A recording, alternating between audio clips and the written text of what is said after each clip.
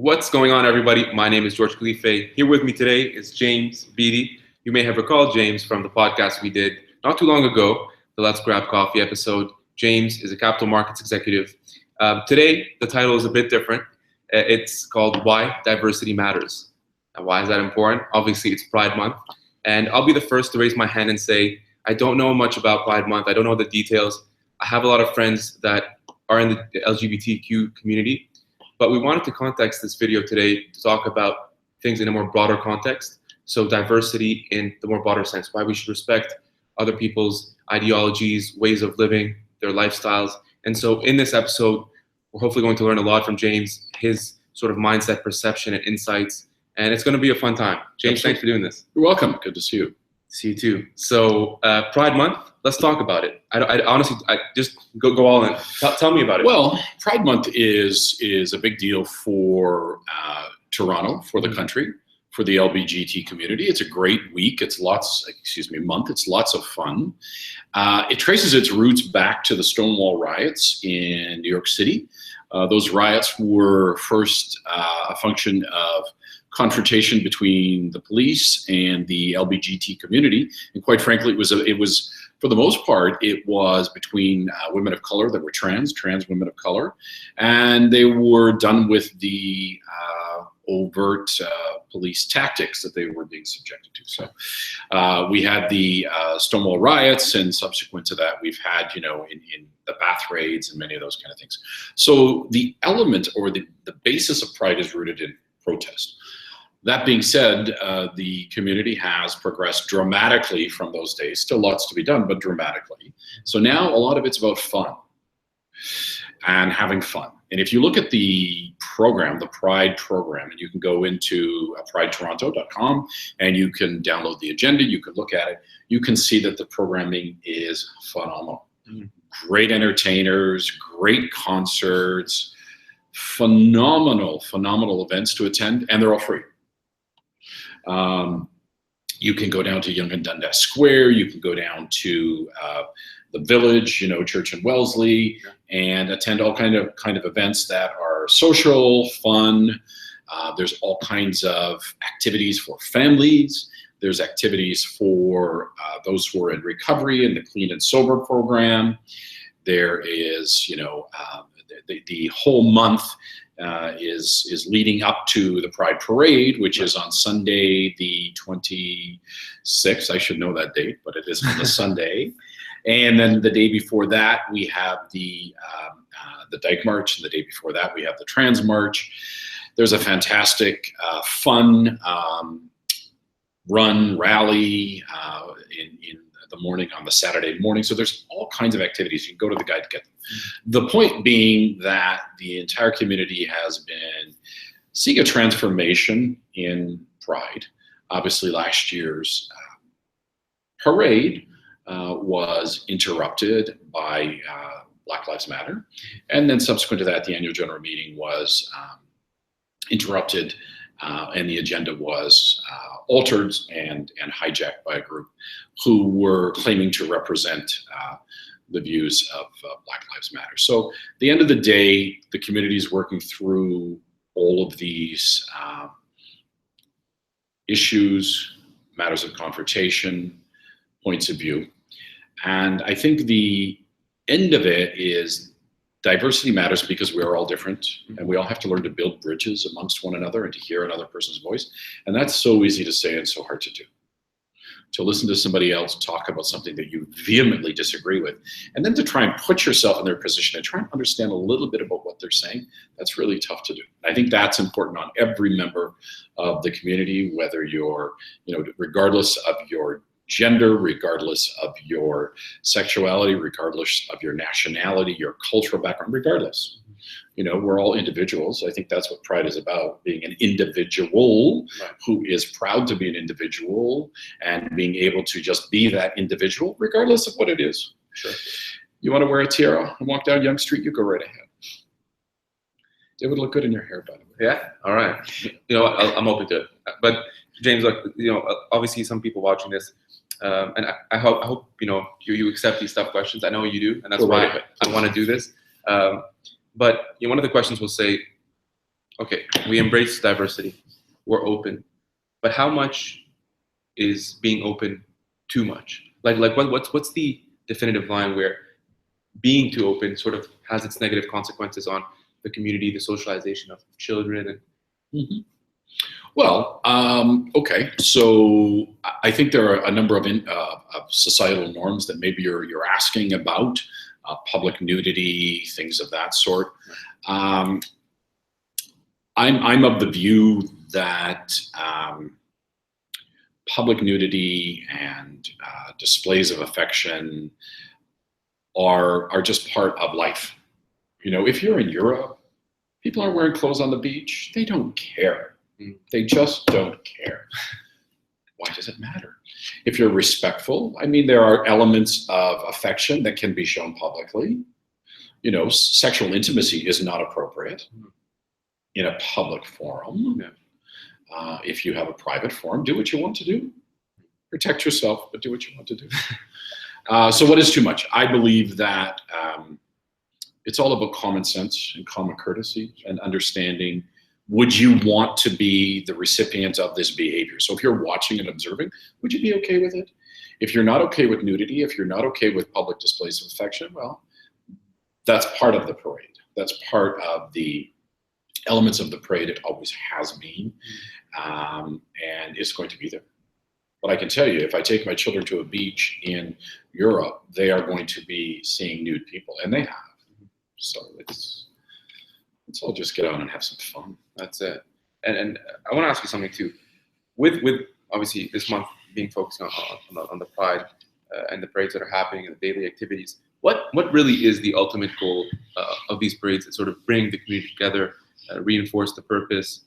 Is it so that we're trying to convince people to accept, to support, to not have backlash, to reduce the violence, the negative trash talking? Like, what is the ultimate purpose? Because so a lot of people watching are going to ask, well, we don't have parades for being straight. Why do we have parades for individuals who have different preferences or tastes? So I believe what you're saying is, or asking is, why? Right. Why? Why? Yeah. Well, the origination of Pride goes back to protest and public protest. Right. And it was protest between the LBGT community back in New York during the Stonewall riots, and that's now commemorated as a national historic site by the Obama government. And at the epicenter was repression, brutality, and all of those. So it was a protest. That protest has evolved over the years, and it's evolved to acceptance, individuality. It is about being a nonconformist, about being who you are. And when you are a member of whether it's a visible minority or another minority, whether it's gender, whether it's sexuality, which are two very different matters, you have you spend a lot of your life not being able to be an individual because you're conforming to societal norms. It gives an opportunity just to be who you are, just to be who you are publicly. And for many people, that's kind of hard to comprehend because they're thinking, well, why don't we have a straight parade? Well, we do every day of the week. I walk it every day up and down Bay Street. That's the straight parade. So it's an opportunity to be part of the gay community, the LBGT community, and to be out and having fun with your friends and your family. My stance has always been, and I get asked, what's your stance on this? And I'll say, look, to be honest, what really matters at the end of the day is if someone's happy doing what they're doing, they're not hurting anyone, they're not impacting things negatively, but they're just living their life, they're happy, they're not hurting me. Who am I to say what's right and wrong, right? I mean, it's not even a question. It's, you should embrace what other people, and I think we're very lucky, to be honest, and I think we should raise this up, that we live in a country where, absolutely, I know it's improving, it's not there yet, but we live in an freedom.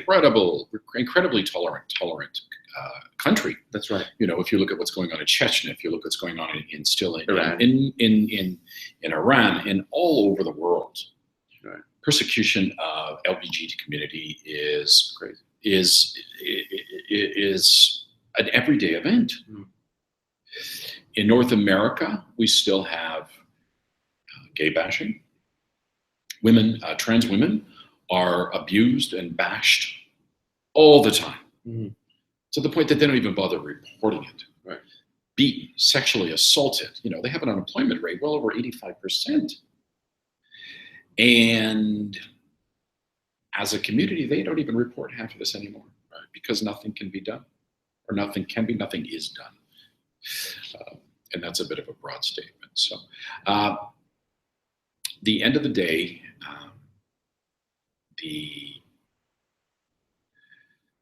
I think the way we try and move all of this to a place of kind and loving detachment toward one another, like a kind and loving detachment. You do what you need to do. I'll do what I need to do. Like, let's be clear. Most gay households are no different than a straight household. Everybody's working. Everyone's going to school. We're just trying to pay the bills, get through everything, make it happen. You're living on the government. Like, there's so many of these weird misconceptions. And we're just touching on what happens tragically in other countries. I mean, I was watching this documentary that shows that to this day in Iran, and other very conservative countries, if you're homosexual and you sort of publicize it, or someone would know, they would stone you. The community would gather, stone or hang you. I mean, it's very unfortunate. Like, sometimes we don't stop and think how serious these things are. It's life and death. It's easy to just say, oh, they stoned you. What if you witnessed it? Like, when you actually watch a documentary of that happening real time, can you even watch it? I mean, personally, I can't do it. So what if you were actually there? I actually force myself to watch it so that I can try and be with that person. That's right. And you can't, but to me, it's just try and be with them. The whole global, the LBGT world is basically spent the past 40, 50 years ripping itself out of the closet. Right. And that has had repercussions globally, right? We have, Ireland now has a gay Indian prime minister, a young man. Recently, there was a meeting of world leaders, and they couldn't have the wives of the world leaders. They had to have the spouses because one of them was a homosexual partner, the married partner of the head of state. So the world has changed, but as it changed, there are many cultures that are completely threatened by many things: women's issues, gay issues. People of trans, like all of these issues. And so they are reacting in a repulsive manner. So in our very civilized country, let's make it more civilized. Let's have a kind and loving detachment towards one another. Let's be respectful of one another. We can build bridges in our own community and try to understand everyone, not everyone, try to understand other people. And at the end of the day, if a couple want to walk down the street holding hands, who cares? Right? One of the things, James, in the fact that I have a lot of gay friends, right? Like, obviously, I accept the community. In fact, I'm doing this episode because I want to bring light towards more positive, I guess, imagery and branding. Yep. But one of the things we were talking about, conformism, right? Mm-hmm. And someone will look at this and say, well, aren't we conforming to the new way of doing, the new way of thinking? You see what I'm saying with this? Are we conforming to the new way of thinking? So traditionally, it was obviously against it, right? Just like many societies were patriarchal. Oh, they were. You see what I mean? Now the new way of thinking is, well, women should have equal rights. And so again, diversity is we're not just talking about the LGBT community here. We're talking. Yeah. Well, let's go even further back. Diversity from a commercial perspective just makes sense. It's good business. Mm-hmm. You should reflect your business. And if you're not reflecting your customer base in your activities by stepping outside of your normal world, if you just stay within your own network, you're not going to grow a business. You're not going to build. Right. Diversity is actually good business, and that's not a big surprise. If you look at the leaders in the community at Clark from TD, who set the stage for LBGT rights way ahead of anyone else, clearly articulated that he was going to have a company that was respectful of LBGT rights. Clearly articulated that, and still does to this day, and has set the tone and the culture that continues on. Are others finally picking up on it. Is that's what you're saying? I think the LBGT community is no longer, closeted and hiding, and certainly not to the same extent. And so it naturally evolves. And I think at the end of the day, people just want to get on with it. They want to do their business. They want to take care of their family. They want to get educated. They want to have some fun, go on a nice vacation. Resistance to other people's ways of life. Put that energy into something positive in your own life. Don't you worry about what's going on in my house. My house is clean. We take care of it. We know what we're doing. Don't you worry about my house. We got it covered. It's always that saying, right? Before you tell other people what to do, you just make your own bed in the morning. Take care of yourself. Stare yourself in the mirror. Focus on you. Just do what's best for you. Yeah. And we can coexist peacefully. And what I loved when I first met you, I didn't even know. We met obviously through LinkedIn. I don't know if you guys know the story. We met through LinkedIn. I know your nephew. We met through a competition. We're having coffee, and midway through the sort of discussion, you brought that up. You're like, I have a partner, and so we continue to talk. I'm like, maybe we should do a segment about diversity. It's interesting because I would have never known. And don't judge a book by its cover, but you even brought it that I'm using now in my discussions. Neutralizing what diversity means. You said give it a professional demeanor too. It's not just about walking on the street with feathers hanging on your back or in a pink wardrobe. But which is fine. You can do that if you want. Do it. Have fun. Go and be an individual. I just look at it this way. It is, at the end of the day, it should just be a non-issue. It shouldn't, if I look at my children's generation, it barely enters into their thought processes, whether, sexuality, gender, color, they don't think of these things. It doesn't enter their mind. And that's actually a really good way to live. They're just doing their own thing and doing it well and trying to contribute. It's almost like, even if you look at most religious books, they'll tell you, it's the best way to sort of purify your heart, not to get into details, but child. Well, I think if you look at the spirit or intention of any written word, and you take it literally, you are going to debase the intention and spirit of that word. I don't care whether it's the Quran, the Bible, it doesn't matter. If you take the literal interpretation of the word, as opposed to a metaphorical interpretation, an adaptation, a learning experience, if you take the literal interpretation, you have done nothing but eradicate the spirit and good nature of whatever that word may have been. Amen. And I can tell you that I hear it over and over again. People quoting from the Bible, this, that, and the other. Really? Really? The Christian right does not speak on behalf of Christians. They do not. You cannot have a fragmented, hostile group speaking on behalf of a whole community and saying they speak on half. It doesn't matter where you are, whether it's race, gender, sexuality. 10% of the population should not be speaking on half of the entire population, which means that members of the population need to speak up. Good point. And they don't.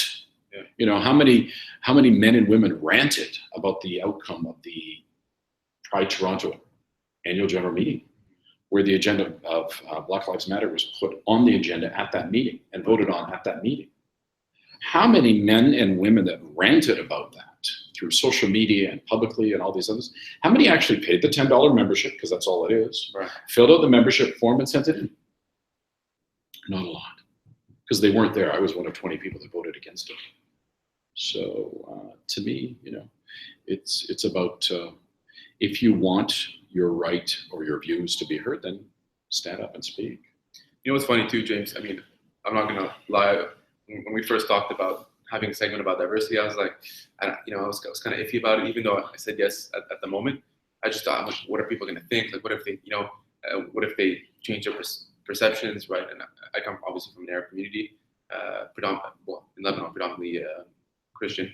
At least I'm Roman Catholic, and so I'm like, I don't know what people are going to think, and I belong to a church community. So I just, all these questions in my head. And then I was like, no, man, stop right there. I respect you, right? And I'm actually an advocate for diversity in that fundamentally I respect other people. And even though I have certain views, I don't have to necessarily raise my hand and say, yeah, I accept everything. But I have to support, and I have to at least be okay with what you do. if it makes you happy because I like you as a person. Take everything out. Like what's the heart of the onion, right? Like if I look at you with everything sort of taken apart, I like you personally. You see what I mean? So I think that's the construct. And the purpose of this episode, hopefully, is to motivate other people to just be accepting. Like you don't have to root, you don't have to go on the streets and riot. Just be okay. Be okay. Don't have hate. Don't have violence. That was the position of that video. Well, and I can also learn from people that I don't like. There's lots to be learned in the world. You don't have to always like everybody. That's not going to happen. It doesn't matter. Right. I can learn from people that I don't like because there are elements of their lives and what they speak that are truths, and I can pick up and I can learn from that, and I can try and identify with what they say. You know, when you talk about community and all of that, if you don't like your community, or if someone doesn't like their community, create your own. Right. Get out and create your own. You know, I belong to a phenomenal church, MCC Toronto, which is probably one of the most progressive Christian communities in the entire world. You know, they Facebook Live the weekly service to over 142 countries. Wow. You know, people that are in countries where you don't have freedom of religion are actually using the Facebook webcast to be part of a community that is inclusive, loving, kind, building bridges. And if your intention is to be part of that kind of a community and you don't have one, go create your own. That's right. Go create your own. Speak, and also don't be afraid to speak up for your own opinions. The only true entitlement you have and control you have is on your opinion. Nobody can disroot them, right? I mean, as long as they don't hurt other people. But I think, and I'm sure people watching this are now surprised that you even brought up that you belong to a church. They probably thought, the misconception that, oh, no way, like, Well, and let's also be really clear about opinions. They're a dime a dozen. They're everywhere. Oprah, you are not. Amen. Dr. Phil, we are not. Let's, stop all of that. Respect another person's opinion. If you don't like what they're saying, then walk away. Don't listen. But everyone's rants and self-righteous indignation, just stop. I do not care that you feel self-righteous and indignant about something. I don't care. And you really shouldn't take that energy, that really negative energy, and put it into something positive. Because I can tell you there's a homeless shelter around the corner that needs your help. There's a soup kitchen that needs your help. There's a church that needs your help. Go down to the church and sweep the front steps. Go down to the church and do the garden. Go down to your synagogue. Go down to your mosque. Don't care. Go to your community center. If you don't believe or don't have any of those things in your neighborhood, go to a senior's home and bring someone a dinner. But stop with the self-righteous indignation and the ranting, and take that time and energy and go do something, or go for a walk in the park and enjoy it. It does no good. There's just anything that revolves around negativity and bringing people down never will do you good. And whether you believe in karma or not, this negative energy will transpire back to you. I think that's the message. So even if we just generically could construct this episode around diversity, and you just gave you tidbits on what you can do, I just want to sort of end with this quickly, James. One word, how do you describe or feel about diversity? One word. It's important. It's important for many reasons. One, it gives you a much better world. You meet new and interesting people. You learn about yourself by learning about other cultures, other people, other genders. Befriend someone who is from a background that is so not like yours. Go and deliberately look for a friend who has nothing in common with you.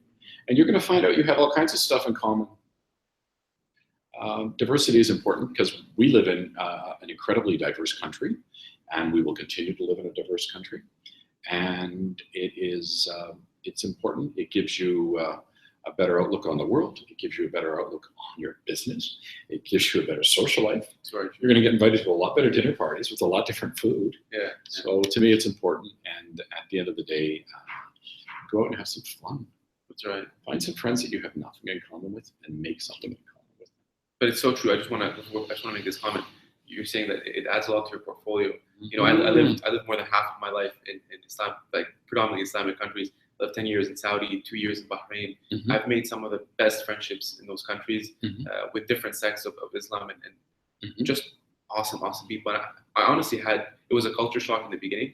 I was a minority in these communities, but they brought me in, and I honestly saw the different the different sort of priorities that they have in their lives. Meaning family, it's very communal. We eat together. So I saw the advantages and the positivity around what they did, rather than shun them out and say, no, this is me, and they're never going to accept me. So just having that mindset too is so important, James, so that you can benefit from what you just said. Canada has to set the stage as a global leader in diversity, period. It's not up for debate. We've looked to the South. They have not figured that out at the moment. They are in horrible, horrible disarray. We, Canadians, have been able to set the standard in many things. Like our global banking standards are unsurpassed. We can set the standards. Look at what we're doing in technology through coordination with the federal, the provincial, municipal governments. Look what we're doing in technology, whether it's through the Perimeter Institute or any of these other wonderful groups. We're setting global standards. We can do the same with diversity, because at the end of the day, if you want to staff your office, be friendly with your neighbor, enjoy yourself, it's important that you get involved in things that are diverse. And furthermore, you're going to have some fun. I love it. So why diversity is important. I hope you learned something and just opened up a bit with this episode. I want to thank you, James, for just offering your perspective. I know sometimes this is a tough conversation, but I'm glad we did it. Even personally for myself, I learned a lot, and I hope that I keep motivating you just to be a bit more open and just to accept other people, do good, be a good person, and come down to the parade. That's it. Downtown Toronto, take the public transit, because you cannot drive. Bring lots of water, bring some cold towels, and let's have some fun. And sunscreen. All right. Lots of sunscreen. Check you later. Have a good weekend, guys. Thanks, George.